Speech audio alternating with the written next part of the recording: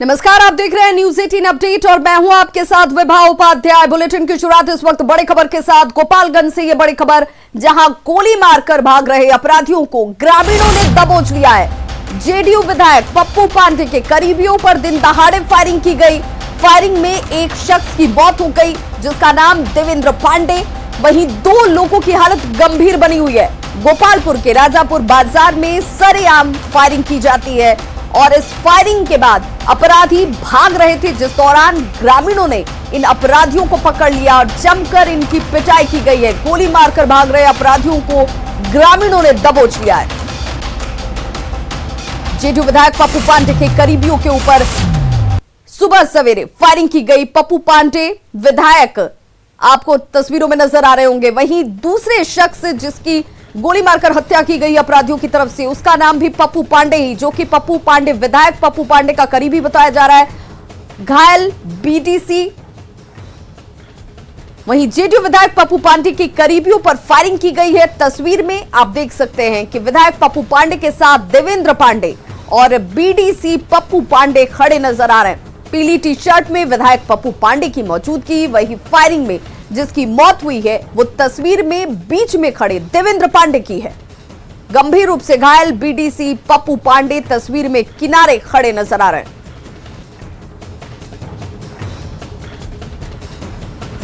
और सहयोगी मुकेश हमारे साथ इस वक्त फोन लाइन पर गोपालगंज से जुड़ गए हैं। मुकेश, एक बड़ी कामयाबी कही जाए, वो भी ग्रामीणों की तत्परता की वजह से कि अपराधियों को दबोच लिया गया है, पकड़ लिया गया है। अब क्या खुलासा हो पाया है कि किस वजह से इसको अंजाम दिया गया? देखिए विभा, मैं बता दूं कि पूरा मामला गोपालपुर थाना क्षेत्र के राजापुर बाजार की है और यहीं पर सरेआम अपराधियों ने 3 लोगों को गोली मारी थी, जिसमें से एक व्यक्ति देवेंद्र पांडे की मौत हो गई है।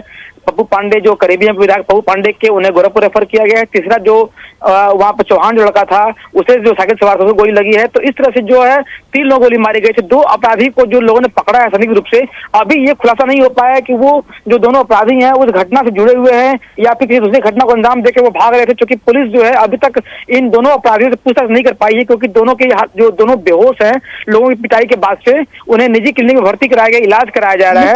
फिर ये अंदेशा कैसे जाहिर किया गया कि ये जो 2 शख्स जिनको ग्रामीणों ने दबोचा, जमकर पिटाई किया, वो बेहोश स्थिति में हैं, ये अपराधी ही हैं, इन्होंने किसी घटना को अंजाम दिया था? इसकी पुष्टि कौन कर रहा है? देखिए बताऊं कि इस मामले में जो स्थानीय लोग हैं, वो लोगों ने जब वहां घटना स्थल से जो एक पिकअप वैन थी, पिकअप वैन को जब उन्होंने रोका था, उसी वैन से 2 संदिग्ध लोग वहां से भागने लगे। भागने के दौरान ही ग्रामीणों ने इन्हें पकड़ लिया। पुलिस को भी लगा कि शायद ये वही दोनों अपराधी हैं जिन्होंने घटना को अंजाम दिया है। तो भीड़ और पुलिस की वो कहा जाएगा कि वो अभी वो समझ नहीं पा रहे थे हालात को, इसकी वजह से इन 2 लोगों की जो है बेमिस पिटाई की गई है। अभी तक पुलिस अब ये पता लगाने में कामयाब नहीं हो सकी है कि जो गिरफ्तार किए गए दोनों शख्स जो है वो इस हत्याकांड जुड़े हुए अपराधी हैं या कुछ दूसरे कांड जुड़े हुए अपराधी हैं, लेकिन पुलिस अभी दोनों अपराधी से पूछताछ करने की कोशिश कर रही है। मुकेश, आप हमारे साथ बने रहिए। फिलहाल दर्शकों को तस्वीरें दिखा रही है, एक्सक्लूसिव तस्वीरें। देखिए इस तस्वीर में आपको एक अपराधी, हालांकि इस लोगों ने क्या पप्पू पांडे के जो समर्थकों के, विधायक पप्पू पांडे के समर्थकों के ऊपर जो हमला किया, अपराधियों की तरफ से फायरिंग की गई, जिसमें देवेंद्र पांडे की मौत हो चुकी है, 2 लोग गंभीर हालत में गोरखपुर रेफर किए गए हैं। उस हत्याकांड को अंजाम देकर के ये भाग रहे थे या फिर किसी और घटना कांड में ये शामिल थे, ये अभी पुष्टि नहीं हो पाई है। पुलिस की तरफ से कहा जा रहा है कि फिलहाल इन लोगों की स्थिति संदिग्ध थी, उस पिकअप वैन से ये भाग रहे थे और जब इन्हें रोकने की कोशिश की गई ग्रामीणों की तरफ से, तो इन्होंने रुकना मुनासिब नहीं समझा, जिसके बाद ग्रामीणों की तरफ से इन्हें पकड़ा जाता है, जमकर मार पिटाई की गई। और देखिए ये दोनों शख्स जो है वो इस वक्त घायल अवस्था में है, बेसुध और अचेत स्थिति में, इसीलिए अब तक इनके स्टेटमेंट भी दर्ज नहीं हो पाए हैं। लेकिन सवाल यही उठता है कि क्या अभी जिस शख्स की ग्रामीणों की तरफ से पिटाई की गई है, क्या ये अपराधी हैं?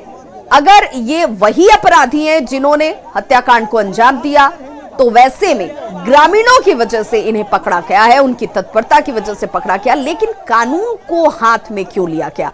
क्यों खुद ही ग्रामीणों ने इस शख्स की इस कदर जमकर पिटाई कर दी कि अभी फिलहाल ये किसी तरह के बयान देने की स्थिति में भी नहीं है।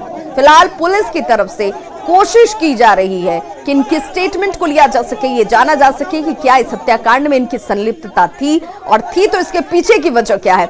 सहयोगी मुकेश लगातार हमारे साथ बने हुए हैं। मुकेश, अब ऐसे में एक बात तो जाहिर है कि अपराधी जो इन इलाकों में है, चाहे इसके पीछे की वजह राजनीतिक रही हो, चुनावी रंजिश रही हो, लेकिन बेखौफ जरूर हैं। बिल्कुल विभा, मैं बता दूं कि जहां ये घटना हुई है ये अपराधियों गढ़ रहा है और यहाँ पूर्व में भी कई बड़ी घटनाओं का अंजाम दिया गया है। और मैं बताऊं कि आज जो ये घटना हुई है इसमें बताया जा रहा है कि जो विधायक पप्पू पांडे करीबी ने गोली मारी गई है। इसमें एक जो सूत्रों के हवाले से खबर मिल रही है कि जेपी यादव ट्रिपल मर्डर जो हुआ था मई महीने में, तो उसको लेकर कहीं ये बदला तो नहीं है, क्योंकि ये जो घटना जो ट्रेंड है वो ट्रेंड बता रहा है कि ये बदले की भावना से की गई है। तो जाहिर तौर पर अगर ये मामला सही होता है तो फिर इस तरह से मुकेश, क्या ये कोई चश्मदीद भी है जिसने जब ये गोली मारी जा रही थी पप्पू पांडे के समर्थकों की तरफ के ऊपर, तो उस वक्त उन लोगों की मौजूदगी हो जिन्होंने देखा हो कितनी की संख्या में अपराधी थे, क्या इसे लेकर पुलिस कुछ कह पा रही है? देखिए, इस मामले में मैंने जब जो घायल है जो युवक जिससे मैंने बात की थी, और युवक का कहना था कि वो साइकिल सवार था और वो वहीं से गुजर रहा था, तभी दो लोगों ने अंधाधुंध करीब 10 राउंड गोलियां चलाई। अब वे बेतरतीब गोली चला रहे थे। इस गोली कांड के दौरान 3 लोगों को गोली लगी थी, जिसमें से एक व्यक्ति की मौके पर मौत हो गई, 2 लोग घायल हुए। जिस युवक से मैंने बात किया था, जिसका मैंने बाइट लिया, उसका कहना है कि उसके पैर में गोली लगी थी, हाथ में गोली लगी थी, लेकिन मौके पर मौजूद पुलिस नहीं थी और भीड़ ने भी जो है कोई पहल नहीं की थी उसमें गोली फायरिंग के दौरान। लोग इधर भागने लगे थे। तो जाहिर तौर पर जब ये घटना हुआ है, ये घटना सरेआम ये दिल को दहलाने वाली घटना है और ये बताता है कि किस कदर अपराधी यहाँ पे बेखौफ हैं। चलिए, बहुत बहुत शुक्रिया मुकेश इस तमाम जानकारी के लिए। खबर बेगूसराय से, जहां के बकरी बाजार में सजावट की एक दुकान में भीषण आग लग गई। तस्वीरें आपके सामने हैं। सजावट की दुकान जहां पर घर को सजाने को लेकर के तमाम सामान रखे गए थे, उसमें आग लगती है। आग की घटना से चारों ओर अफरा तफरी का माहौल फैल गया।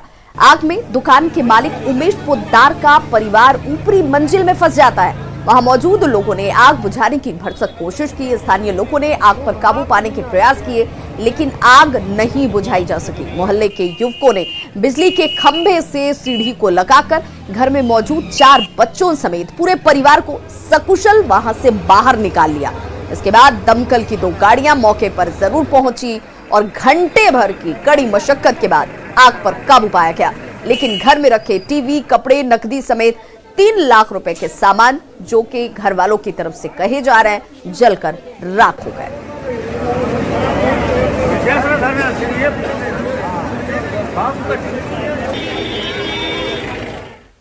बिहार में एक बड़ा घोटाला सामने आया है। पीएम किसान सम्मान निधि योजना का लाभ वैसे किसानों को दिया गया जिन्होंने इनकम टैक्स तक दाखिल किया हुआ है, जबकि ये योजना गरीब किसानों के लिए है। पूरे बिहार में करीब 34 करोड़ रुपए फर्जी तरीके से किसानों को दिए गए, जिसमें सिवान जिला भी शामिल है। फर्जी तरीके से लाभ लेने वाले किसानों से राशि वसूलने की प्रक्रिया फिलहाल चल रही है। राशि वसूलने के लिए सभी जिले के जिला कृषि अधिकारी को चिट्ठी जारी की गई है। सिवान में ऐसे 1440 किसान हैं जिन्होंने पीएम किसान सम्मान निधि योजना के तहत रकम उठाई हुई है। मर्ज होने के बाद भारत सरकार ने जब इसका जांच की इनकम टैक्स के साइट पर, तो बिहार में कुल 34,000 कृषक ऐसे पाए गए जो कि इनकम टैक्स दाखिल कर रहे हैं। वैसे किसानों की सूची हम लोगों को प्राप्त हुई है। हम लोगों ने जिला को वर्गीकृत करते हुए सभी जिला कृषि पदाधिकारियों को उन किसानों का नाम और कितनी राशि उनसे वसूल करनी है उसकी सूची हम लोगों ने भेज दी है। जहानाबाद में भी किसान सम्मान निधि योजना में फर्जीवाड़े का खुलासा हुआ है। गरीब किसानों को योजना का लाभ नहीं मिल रहा, जबकि संपन्न लोग योजना का फायदा धड़ल्ले से उठा रहे हैं। इसका खुलासा डीएम के निर्देश पर हुई जांच के बाद हुआ है और किसानों का ये कहना है कि उनके आवेदन को बार बार रद्द कर दिया जा रहा है। कृषि विभाग ने गलत तरीके से फायदा लेने वालों को नोटिस भेजकर रुपए लौटाने के निर्देश दिए हैं। नहीं, कुछ नहीं मिला है। कितना बार भरा था फॉर्म? फार्म तो लगता है कि कम से कम प्रधानमंत्री योजना वाला 2 बार या 3 बार भर चुके हैं। एक बार भरे तो वो बोला कि रद्द हो गया, फिर दोबारा दूसरा मोबाइल नंबर डाल के भरे, वो भी रद्द हो गया। भरे जो शुरू में हमको रिजेक्ट कर दिए। क्या बोल करके रिजेक्ट किया? अब कौन कारण से रिजेक्ट किए जो हमने शुरू बार में, जबकि शुरू संस्था चला था ना, वही घड़ी से रिजेक्ट हुआ। बार बार हम चेक किए तो कहते हैं कि आपको रिजेक्ट हो गया, नहीं हो पाएगा। नहीं, इनकम टैक्स भरने वाला को मिला है। बाद में क्या हुआ है, कुछ जैसे कि पत्नी कर रही थी, सर्विस कर रही थी और पति के नाम से हो गया। और अब बात मिशन वैक्सीन पर निकले पीएम मोदी की। कोरोना के खिलाफ भारत में बन रही वैक्सीन कहां तक पहुंची, इसका जायजा लेने के लिए पीएम मोदी देश के 3 चोटी के प्रयोगशालाओं का दौरा कर रहे हैं। प्रधानमंत्री आज अहमदाबाद के जायडस बायोटेक पार्क पहुंचे, जहां उन्होंने कोरोना वैक्सीन के डेवलपमेंट की जानकारी ली। यहां शोधकर्ताओं से मुलाकात हुई। प्रधानमंत्री नरेंद्र मोदी की पीएम मोदी ने शोधकर्ताओं से कोरोना वैक्सीन से जुड़े कई पहलुओं पर बातचीत की है। इनमें कोरोना वैक्सीन का प्रोडक्शन, स्टोरेज, डिस्ट्रीब्यूशन शामिल है। पीएम मोदी इसके बाद हैदराबाद और पुणे जाएंगे, जहां 2 प्रयोगशालाओं का दौरा किया जाना है।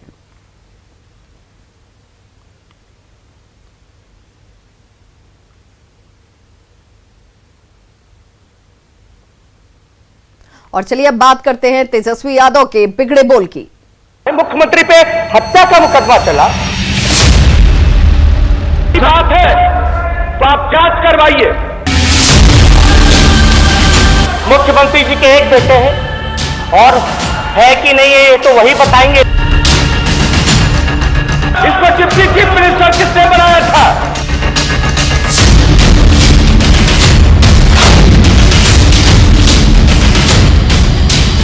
तो तेजस्वी यादव के बिगड़े बोल पर सियासत लगातार जारी है। एनडीए के नेताओं ने इसे राजनीति का गिरता अस्तर कहा है, वहीं महागठबंधन के नेता बचाव की मुद्रा में आ गए हैं। जिस घटिया शब्द का प्रयोग तेजस्वी यादव जी ने किया वो कह भी नहीं सकते आपके चैनल पर, और मुझे लगता है कि ये सबसे बड़ी भूल। मैं पीड़ा में बोल रहा हूँ कि जो कुछ भी हुआ दुर्भाग्यपूर्ण था, और भविष्य में चाहे पक्ष के लोग हों या विपक्ष के लोग हों, सबको अपने मर्यादा का ख्याल रखना चाहिए, संसदीय भाषा का उपयोग करना चाहिए, और राजनीति में अपने स्तर को गिराना नहीं चाहिए। अब यह क्या पॉलिटिकल एक दूसरे का जो निजी हमला करना? नहीं, निजी हमला तो बिल्कुल ही ठीक नहीं है किसी पक्ष से भी। मैं इसको कंडेम करता हूँ, 100% कंडेम करता हूँ। ऐसी टिप्पणी से सार्वजनिक जीवन की जो शुचिता है वह प्रभावित होता है। तो आप व्यक्तिगत जीवन के लिए तो आपके लिए महत्वपूर्ण हो सकता है कि ईर्ष्या द्वेष की बुनियाद पर राजनीति का एजेंडा तय करते हैं, लेकिन बिहार की जनता माननीय नीतीश कुमार जी के गवर्नेंस, उनके सार्वजनिक जीवन, उनके जी शुचिता की राजनीति रही है, इसके लिए किसी के प्रमाण पत्र की जरूरत नहीं। नीतीश कुमार ने जिस ढंग से मैंने असेंबली में कल व्यवहार किया वो ज्यादा सदमे की बात है, इसलिए कि नीतीश कुमार मैंने भाषा के मामले में, मैंने अनुशासन के साथ बोलने के मामले में, संयम के मामले में वो जाने जाते हैं, और हमने आज तक मैंने लंबा साथ रहा है हम लोगों का, हमने कभी इस तरह से उनको बोलते हुए नहीं सुना है। अब जिस तरह से वो आरोप लगा रहे थे तेजस्वी पर, यह आरोप तो उन पर लगता है। ये अनफॉर्चुनेट है। मैं समझता हूं मुद्दों पर बात होनी चाहिए और सदन चर्चा और विमर्श के लिए होता है, जहां हम जनहित से जुड़े सवाल उठाते हैं। लेकिन जब सत्ता पक्ष विपक्ष के नेताओं पर निजी हमला करेगा, विषय से हटकर बातें होंगी। बात तो होनी थी राज्यपाल जी के अभिभाषण पे, लेकिन विधानसभा और विधान परिषद दोनों जगह सत्ता पक्ष के लोग लालू जी के परिवार को टारगेट कर रहे थे, जिसका कहीं उल्लेख राज्यपाल के अभिभाषण में नहीं था। तो क्रिया की प्रतिक्रिया तो होगी। बिहार विधानमंडल के विशेष सत्र के आखिरी दिन सदन में मर्यादा तार तार होती नजर आई। नेता प्रतिपक्ष तेजस्वी यादव ने विवादित बयानों के साथ कई ऐसे बयान भी सदन में दिए जो निजी हमले थे। तेजस्वी यादव के निजी हमलों से सदन में काफी हंगामा हुआ और बिहार की सियासत भी इस पर काफी गर्म हो चुकी है। मैं आप सब लोगों को बताना चाहूंगा लालू जी के बारे में, हमारे पिता के बारे में। आप कह रहे थे मुख्यमंत्री जी कि लड़की पर भरोसा नहीं था, तो लड़कों की चाहत के लिए लड़की पैदा करते रहे। शायद आपको मुख्यमंत्री जी ये जानकारी नहीं होगा, 2 लड़कों के बाद ही मेरी एक नेता प्रतिपक्ष, आप आसन की ओर देख के बोले, आसन की ओर। एक मिनट, आसन की ओर, नेता प्रतिपक्ष आसन की ओर देख के बोले। हमारी एक छोटी बहन है, और शांति बनाए रखें। हम ये भी कहना चाहते हैं कि आपके तो एक बेटे हैं, मुख्यमंत्री जी के एक बेटे हैं, और है कि नहीं है ये तो वही बताएंगे। लेकिन एक बात हम इतना जरूर कह सकते हैं, हमने चुनाव में किसी पे निजी हमला नहीं किया, मुद्दे की बात की। मुख्यमंत्री जी बच्चे गिनते रहे, इनके तो एक बेटे हैं, लेकिन लोग तो ये भी कह सकते कि भाई बेटी के दर्द से दूसरा संतान तो क्यों नहीं पैदा किया, क्या बेटे का डर था? पटना में आज से अतिक्रमण के खिलाफ अभियान की शुरुआत की गई है। अभियान 7 दिनों तक चलाया जाएगा, जिसमें अतिक्रमण को खाली कराया जाना है। अच्छी बात यह कि इसमें आने वाले खर्च भी उनसे ही वसूले जाएंगे। लोगों से अपील की गई है कि पटना को जाम मुक्त बनाने में लोग अपनी तरफ से मदद करें। बोरिंग रोड में हो रही कार्रवाई का जायजा लिया संवाददाता रजनीश कुमार ने।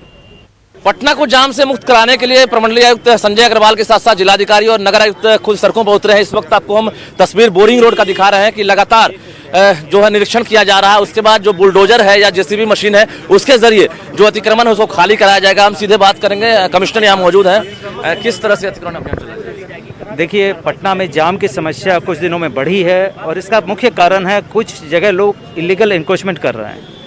कुछ जगह तो अस्थायी इंक्रोचमेंट है, लेकिन कुछ जगह देखिए परमानेंट इंक्रोचमेंट की भी तैयारी चल रही है। तो ऐसे सभी प्लॉट्स की नापी करवाई जाएगी और जो लोग दोषी हैं उन पर न केवल अतिक्रमण हटाने की कार्रवाई की जाएगी, बल्कि अतिक्रमण हटाने का पूरा खर्च उनसे वसूला जाएगा। कुछ जगह ट्रांसफार्मर भी रोड पर खड़े हैं, बिल्कुल रोड पर ट्रांसफार्मर के कारण अतिक्रमण भी हो रहा है और जाम भी हो रहा है। तो ऐसे ट्रांसफार्मर को पीछे किया जाएगा और कहीं जगह जरूरत पड़ेगी तो रोड की चौड़ाई को भी बढ़ाया जाएगा, फुटपाथ बनाया जाएगा। कितने दिनों का अभियान है? अभी ये 7 दिन चलेगा, बीच में कार्तिक पूर्णिमा के दिन ऑफ रहेगा, बाकी अगले 7 दिन तक ये चलेगा और विभिन्न इलाकों में चलेगा। आज पटना में 3 जगह ये अभियान चल रहा है और सभी जगह पदाधिकारी जो ओवरब्रिज है उसको खाली करवा रहे हैं ताकि पार्किंग की अच्छी व्यवस्था हो सके और जो अस्थायी अतिक्रमण है उसको भी हटाया जा रहा है। बिल्कुल, जिलाधिकारी खुद मौजूद है, कुमार रवि भी यहाँ पर। किस तरह से अभियान आप लोग चला रहे हैं? इसमें अभी पटना शहर में विभिन्न इलाकों में जो ट्रैफिक जाम की समस्या देखने को मिल रही है, उसको देखते हुए यहाँ पर अतिक्रमण हटाने की कार्रवाई प्रारंभ की गई है। इसमें लगातार टीम बना करके और विभिन्न इलाकों में ये कार्रवाई करेंगे। जगह चिन्हित कर लिया गया? हाँ, इसमें बहुत सारे अलग अलग इलाके हैं। कंकड़बाग के रोड में बहुत सारे गैराज वगैरह हैं, बोरिंग रोड में भी अस्थायी दुकानें हैं या पक्का स्ट्रक्चर है। इसके अतिरिक्त बाईपास रोड है और इन सब में भी स्टेशन रोड, इन सभी में टीम बना करके अभी तत्काल टीम बना करके कार्रवाई प्रारंभ की गई। लेकिन जिन्हें हटाया जाए, खासकर जो फुटपाथी दुकानदार हैं उनके लिए कोई वैकल्पिक इंतजाम भी किए जा रहे हैं? नहीं, देखिए, फुटपाथी दुकानदार को हटाने की सीधी बात नहीं है। इसमें मुख्य रूप से ऐसा अतिक्रमण हटाने की कार्रवाई की जा रही है जिससे कि ट्रैफिक ईज आउट हो। अगर फुटपाथी दुकानदार हैं तो जो वेंडिंग जोन है जो नगर निगम द्वारा चिन्हित है उसमें वो सीमित रहे, इसका प्रयास किया जा रहा है। बिल्कुल, जिस तरह से अभियान आप लोगों ने शुरुआत की है, कोई विरोध का भी फिलहाल अभी लग रहा है? नहीं, अभी ऐसा नहीं है, बल्कि पिछली बार जो चलाया गया था अभियान उसमें जो आम नागरिकों ने इसकी प्रशंसा की थी, उसी को देखते हुए अभी जो स्थिति है ट्रैफिक जाम वगैरह, रोड पर लोग गाड़ी लगा देते हैं या बहुत जगहों पर ठेला वगैरह रोड पर ही लगा के करते हैं, जिससे रोड की वास्तविक चौड़ाई प्रभावित हो जाती है और ट्रैफिक भी प्रभावित होता है। उस दृष्टिकोण से लाने के लिए ऐसा प्रयास, हाँ, उसको एक्चुअल चौड़ाई में लाने के लिए प्रयास किया जा रहा है। तो जिलाधिकारी कुमार रवि भी थे और इस वक्त आपको हम सीधी तस्वीर दिखा पा रहे हैं कि बड़ी संख्या में जो सुरक्षा कर्मी हैं वो बोरिंग रोड में पहुंच गए हैं और नगर निगम के साथ साथ जिला प्रशासन के अधिकारी तमाम लोग यहाँ पहुंचे हुए। यानी पटना को जाम से मुक्त कराने के लिए जिला प्रशासन की ओर से सभी तैयारी कर ली गई है। 7 दिनों तक ये अभियान चलाया जाएगा, जिसको लेकर खुद जो बड़े अधिकारी हैं वो सड़कों पर उतरे हैं। जाहिर है पटना वासियों को राहत मिले, इसको लेकर जो अपील कर रहे हैं जिला प्रशासन के अधिकारी कि इसमें सहयोग करने की जरूरत है, ना कि विरोध करने की। कैमरामैन मनीष जुनेजा के साथ रजनीश कुमार, न्यूज़